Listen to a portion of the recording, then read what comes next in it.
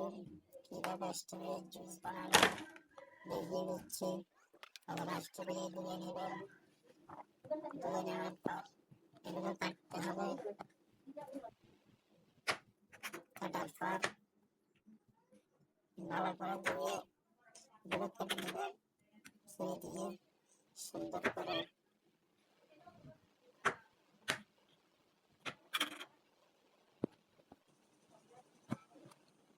ভালো করে সবগুলো কেটে নিচ্ছি।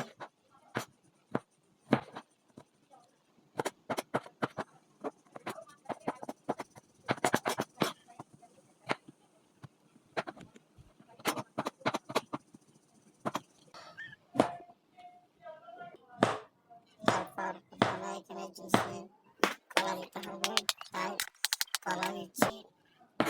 কলা দুটো কেটে নেবেন আপনার নিয়ম অনুযায়ী। দেখেন আমি আপনাদের যেগুলো কেটে নিচ্ছি।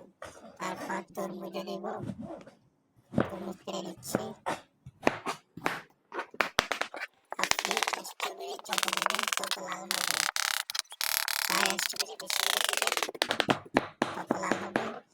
আর রুয়াবজা দিতে পারেন, রুয়াবজা দিলে কালারটা সুন্দর হবে। দেখেন আমার ব্লেন্ডার করা হয়ে গেছে, আর একটু ব্লেন্ডার করে নিচ্ছি। আমার ব্লেন্ডারটা তরমুজের কারণে কালার কারণে হয়েছে। আপনারা চাইলে রুয়াবজা দিতে পারেন বা স্ট্রবেরি বেশি দিলে সুন্দর হবে। দেখেন এখানে লাইটের কারণে দেখা যাচ্ছে না, কালারটা খুব সুন্দর হয়েছে। আমি ঢেলে দেখে দিচ্ছি। দেখেন কালারটা এখানে ভালো দেখা যাচ্ছে না, আর আপনি যত স্ট্রবেরি বেশি দেবেন তত সুন্দর দেখাবে। আপনাদেরকে সাজেস্ট করবো স্ট্রবেরি বেশি দিবেন। এই আমাদের জুস।